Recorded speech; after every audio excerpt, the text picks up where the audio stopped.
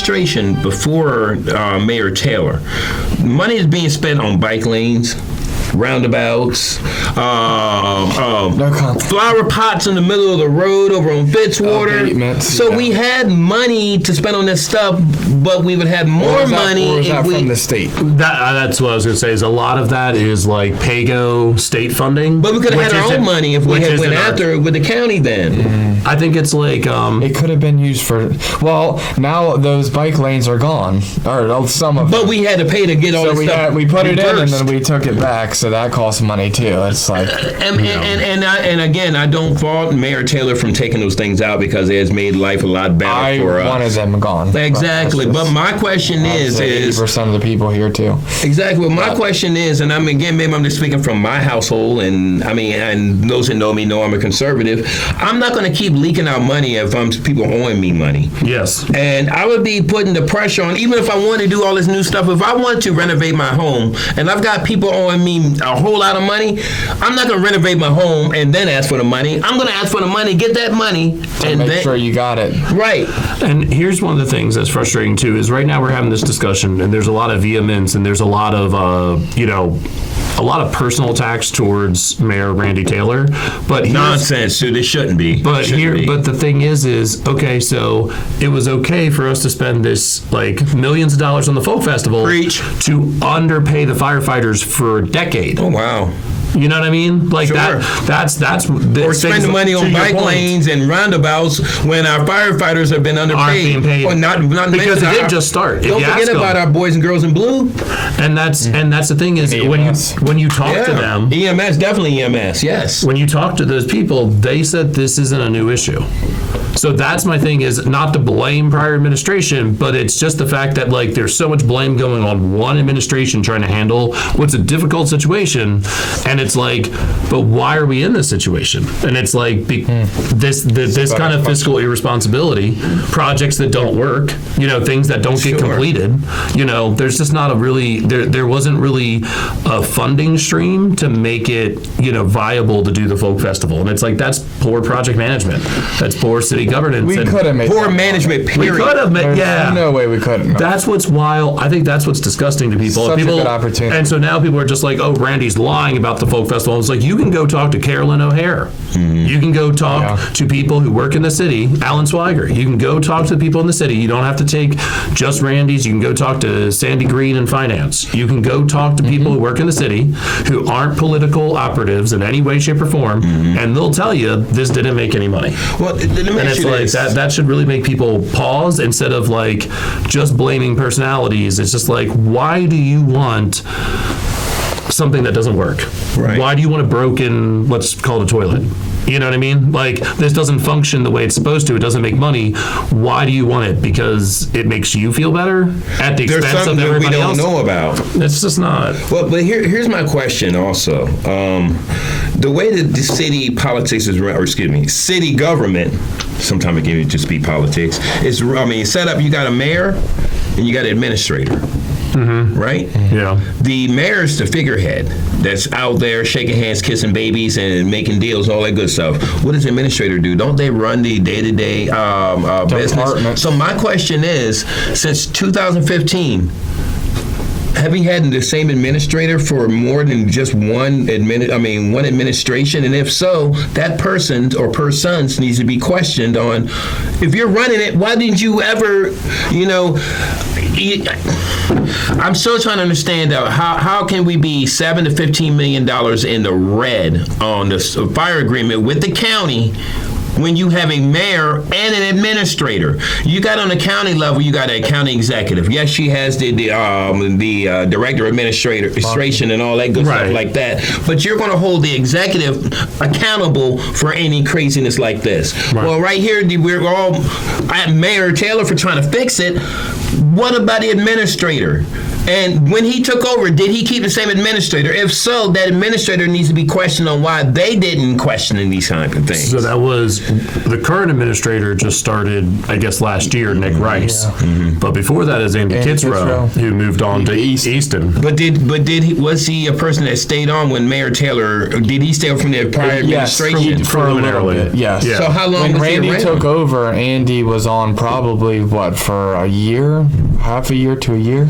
So how long was he with Salisbury, the administrators, be the question we need to find out. Because, again, my concern is how can somebody that we pay a lot of money for per year allowed to go this big of a problem to go this long? How many people could have It been? was Julia Glanz for a while, wasn't it? I think. Yeah, you're right. Yeah. So there's the So my question is. There's the- So my question is once again. come.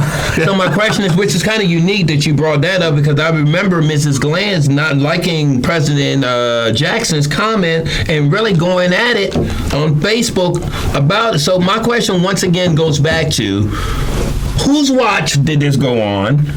Why was it allowed?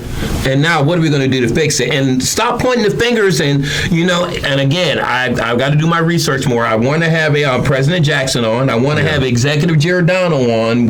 Talk about this. But I think we need to stop pointing fingers that are of those that are presently in office. And let's go back and figure out where this all start.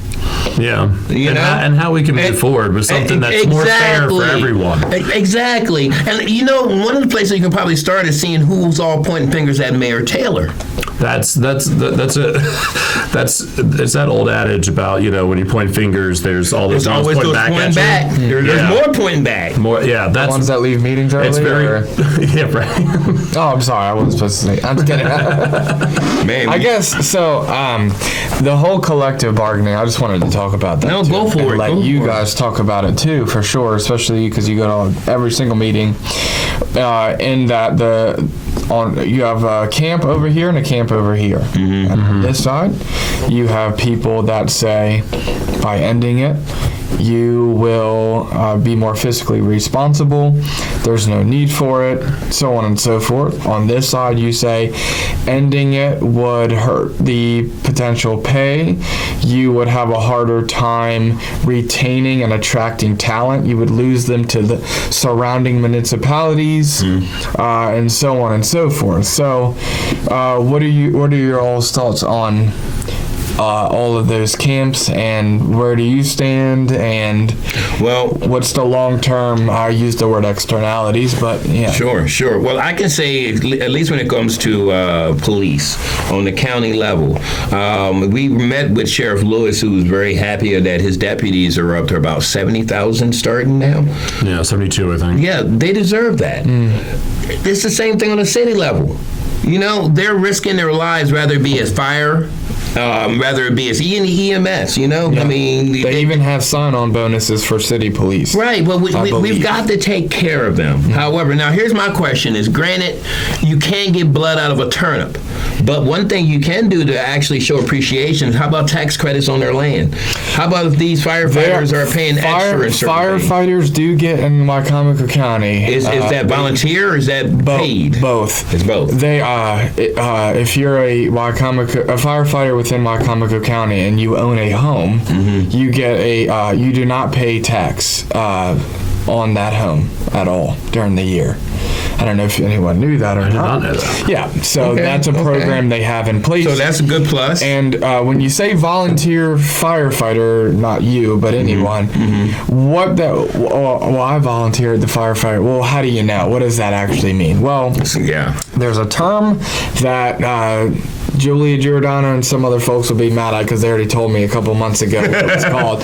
I forgot, but long story short, you basically maintain a level as a volunteer firefighter by getting credits. And what that looks like is volunteering a certain amount of hours. There's also training events that you attend. There's a portfolio of events that you can go to earn credits. The best way I could put it is credits, and it is credits, but there's another term I forgot. Gotcha. But it's credits. We'll find it. We'll find it. I'll ask. But you get credits. Once you earn a certain amount of credits, you basically earn your spot as a volunteer fire person. Got you. And then once you have that status, then you get the opportunity to pay no tax, property tax on your property. If you own if you rent, I guess I don't know if they have something. Yeah, for that. so what do you got for them? I don't think so, but that is one benefit. Whether you end the collective bargaining or not, that perk benefit still remains in place. I guess if this Now, collective is that just for fire and police? firefighters, There's no volunteer police. Well, that's true. That's true. But I mean, it'd be called security. But I mean, is there It's any only for extra volunteer credit? firefighters, I think. Okay, so To answer your question, I don't even think it's for paid. Could be. I don't know. I think the whole idea behind the incentive is that it's an incentive, meaning the people that are paid fire department members are getting paid for it. How can we attract volunteer fire support people? Firefighters, fire support.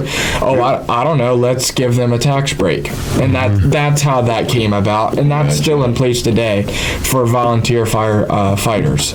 Now, that's an attraction method to get and recruit and keep fire support people. I guess my question would be is there anything else that can be done if a collective bargaining agreement is broken and that steps on toes and angers people? Or is there anything else that could be done to recruit and retain people that are disgruntled by the ending of the collective bargaining that's a agreement? great question. So one of the things is, like, I think I tell people all the time, like, even when I employ people, I'm like, if you can get paid more money somewhere, quit. Like, go work And that's somewhere what else. people are doing with Ocean City and some of these other municipalities in Easton. They're that going. is true. They're going there. They're going where the money is. To go where They're the leaving money is. Wycomico. But leaving Wycomico when gas is over $5 a gallon, suddenly that more money that you're getting paid Robbing is Peter to pay Paul. offset, right? So there's that aspect of, we're the second largest municipality on Delmarva. You know what I mean? There's not that many places for people to go to get paid more money. You know what I mean? Not many more, yeah, true. No, yeah. Maybe there's- Eastern Sussex, Yeah. Ocean City, maybe Easton. But with the Talbot cost of County. living, and then there's But there are outside people, of that, Dover, maybe, Yeah. it's kind of like it and starts to. and then across not on the the bay. Eastern Shore of Virginia. It's No, not no. in Kent County, not in Western Sussex, No, but with not and in that's Denton or Caroline County. And that's the thing is that, Yeah. so if you listen to the framing by people in the union, it's like, you're going to lose all these people. I'm like, where? to where? This is yeah. a very limited skill set. It's a very highly valuable skill set, firefighting. But Unfortunately, yeah. it's like, Yeah. but it's like if you, reading and writing as a skill set, applicable in so many different contexts. You can go Sure, into so sure. many different fields. Firefighting, very limited applicability. So it's like there's not like a place for them to take this skill set and get paid like a ton more money. Not all of them. No. That's the thing. As soon as like you're like, oh, But you're they're going to lose going to people. other skill sets then, though. But then, and if they can do that, then that's great. And I think that, I think that they should be paid, but I think realistically, Definitely. sometimes, there's just, it's a paper tiger that will fold. You know what I mean? They don't really, there's just nothing. Or will we in the future? I'm trying to think futuristic here. In like decades, will there be a privatization of fire? That's, Right? I think, Privatization. United States Postal Service is shrinking, let alone extinct at this point. They're barely hanging on by a thread. And in the marketplace, you have these Amazons, and Amazon delivers more packages and parcels than the United States Postal Service. At this point, You know what's unique though? We pay the United States military, but we never get upset if they have to go through a bargaining agreement because we know that they're protecting. Well, these people are protecting. Well, so here's one of the things I'd say about the union too. Okay, so like nurses can't unionize. You have like police, you have teachers, but you can't, and like, certain manufacturers. There's no unions with nurses? No, they can't because Wow. what would they're striking would lead to to it would be against public health and safety, right? You would do a detriment Same thing to with people. police, though, you really think about it. And that's my point about the fire department. Are they really going to stand there and watch somebody's house burn to make a point because they didn't get paid enough? That's my concern, though. But I think that's not going to happen. And if it is, then it's like there have to be legal consequences. You know what I mean? Like first responder, like you're. Pilots have a union, but Yes. in the end, there's still, again, private routes, and not every company is a part of it. So you have Delta, Right. that's a part of a. So there's some that do, some that don't. The screen actors, writers, you have auto makers, but in the end, I think the gaps in the market will be filled by other people. Well, my Actually, concern is yeah. how many people's lives are at risk when that happens. See, I'm Hans von Spakovsky with the Heritage Foundation. I'm Jason Sneed with the Honest Elections Project, I'm Trent England with Save Our State. and we have been working hard to guarantee that we have honest and fair elections. Some people want to radically change elections with a new, confusing process called ranked choice voting, which should really be called rigged choice voting, because it disenfranchises voters and can lead to political activists trying to game the system to allow marginal candidates to win elections. Instead of just voting for one candidate, their top choice in a race, voters are forced to rank all the candidates from their first choice to their last choice. Then those preference votes are counted, and if no candidate wins more than 50% of the vote, officials begin rounds of elimination. Candidates with the least support are eliminated, and the voters who selected that candidate as their number one choice or top choice automatically have their votes changed to their second choice, and another round of vote tabulation occurs. This process continues until one of the candidates ends up with a majority, but the winning candidate may be the second, third, fourth, or even last choice of most of the voters who initially cast ballots. In a recent local California school board election using ranked choice voting, that's exactly what happened. But because ranked choice voting is so complex, nobody caught the mistake, and the wrong winner was certified and installed in office after multiple rounds of vote counting. It took an outside audit to finally uncover the truth, and now the real winner has to sue to be recognized. That's just one problem with ranked choice voting. It also takes more time for voters to rank all of the candidates in a race and to fill out their ballots. That means longer lines at the polls. The ballots themselves are more complicated to fill out, creating more room for errors and mistakes that may get mail-in ballots thrown out. It requires more complicated and expensive voting equipment and puts more strain on poll workers who have to manage a much more complicated election system. There's evidence that it discourages people from voting in the first place, and if voters don't rank all of the candidates in an election, their ballots run the risk of being thrown out and not counted in later rounds of vote tabulation. It took 8 rounds of vote tabulation in the New York City mayor's race in 2021 over 2 weeks before the winner was determined. But the votes of more than 140,000 voters were thrown out and not included in the final count because they hadn't ranked all of the candidates in that race. It's no wonder then that some places have tried ranked choice voting only to repeal it. Aspen, Colorado experimented with ranked choice voting in 2009, then voted overwhelmingly to get rid of it after only a single election. Voters in Alaska are organizing a campaign to repeal ranked choice voting there, which barely passed in a referendum election in the first place. And in Utah, where state lawmakers have allowed cities to experiment with ranked choice voting, many are expressing serious concerns that ranked choice voting is a bad process that doesn't deliver on its promises and implements a confusing, chaotic voting system. Voters want elections to be easier, more secure, and more transparent. Ranked choice voting makes voting harder and is the wrong choice for our elections. Ranked choice voting is a solution in search of a problem. My concern is this, and I understand what y'all are saying. I mean, that the firefighters, they have that skill set, and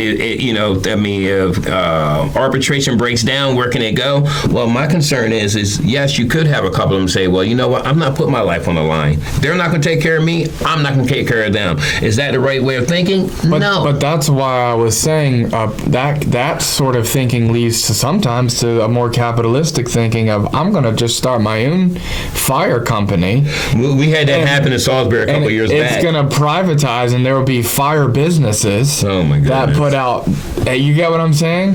Now, That sends you a bill. that sends you a bill, or they apply to the state or the federal government, like defense contractors. Yeah, that's what. Like so I was gonna- Kratos and Northrop Grumman, and Yes. they make stuff for the military, but they're not part of the government. Same businesses. thing. So in Texas, that's how they do the roads. They don't, because Texas is huge, right? Mm-hmm. So they don't actually, their state highway administration, They're not can't government. they can't actually like do all, Texas is so big, they can't actually pave all the roads. So what they do is they put out government contracts Yeah. Right, for right, certain right, right. roads. For businesses. For bids for businesses. So you have private RFPs. government. Yeah. And so I think you're right. I think that we'll Interesting. see. There may be There's a private potential- fire, like a 10 to 20 man crew I've that never- has $1 million tanker, and because that's what they cost now. They're about $1 million for a fire engine. I could see us definitely going to a county-wide fire or a service. county- But now you lose. The problem with the defense contract is the public loses any input.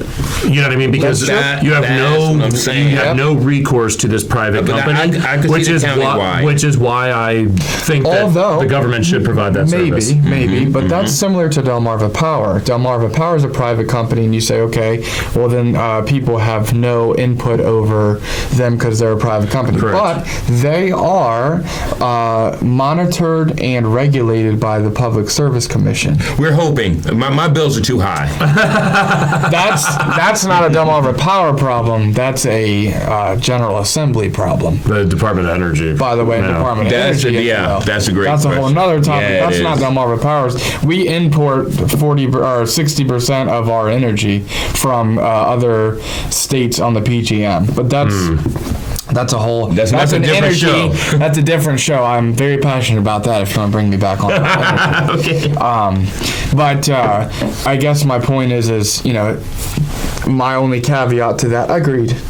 You want people to have input and involvement in their communities, but because who says that some big guy in New York can't bring down his fire company and then Right. and then they have no stake in the game around here, and then there's all sorts of those issues. Yeah. I would just say that there needs to be a public service commission to monitor and regulate any private fire companies. That would be my caveat. If something like that's going to happen, they need to be regulated. Just like Delmarva Power is a private company that's in charge of the infrastructure, and they are private. However, they are monitored heavily by the government. Ask anyone that's an E3 or above at Delmarva Power how regulated they are, and they'll tell you. Well, see, that would be an extra step that I don't know that we really need versus just doing maybe a don't think you countywide would. fire Yeah. service. Just do something that, like again, I really think if we take the Like the fire sheriff, tax, right? County sheriff. I mean, why then not? you got the county, Why not? Fire. I mean, because we're paying a fire tax. or could we have You both? know? So the reason it's not that way now is because all of the fire departments are on city property in the city. So they don't have, the county doesn't have any ability to fight fires.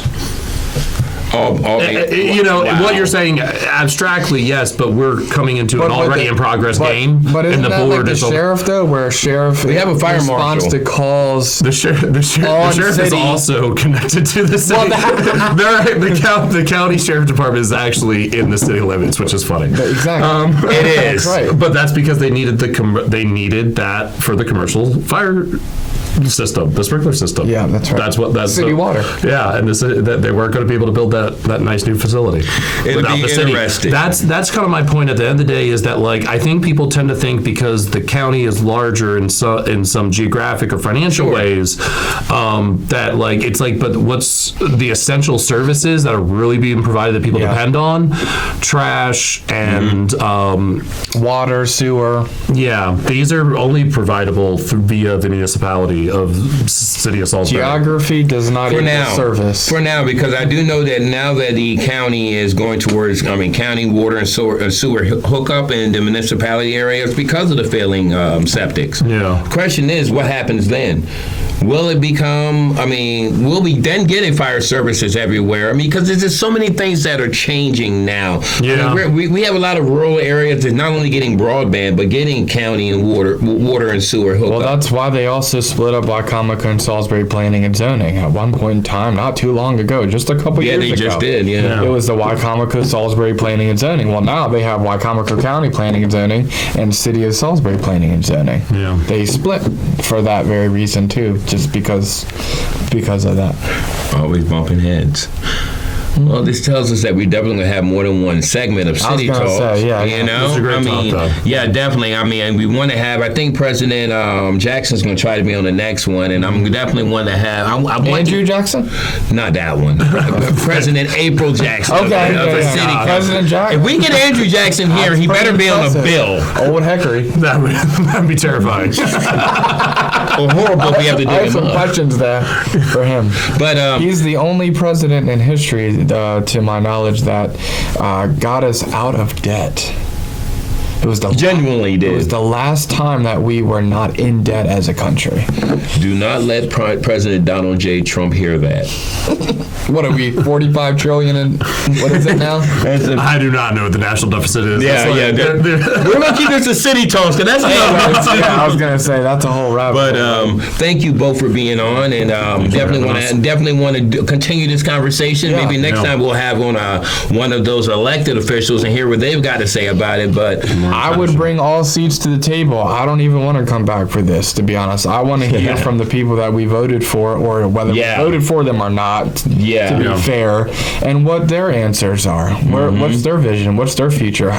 Tell me how you guys are going to work together. I love all of them. I have good relationships with all of them. So But it's- I'd it's like to hear Yeah. what you guys are going to do, because I can't do anything. I can talk about it all day. That's how I feel. I'm like, Yeah, I got an opinion, but You guys are the ones that are going to have to shape the future, work with each other, and make those hard decisions that you were elected to do. Not to eat hot dogs at a ribbon cutting ceremony, but to actually do the hard work, come to the end of yourself, be humble, and work together. That's good right there. And during election season, as we are in, we could probably get some more answers.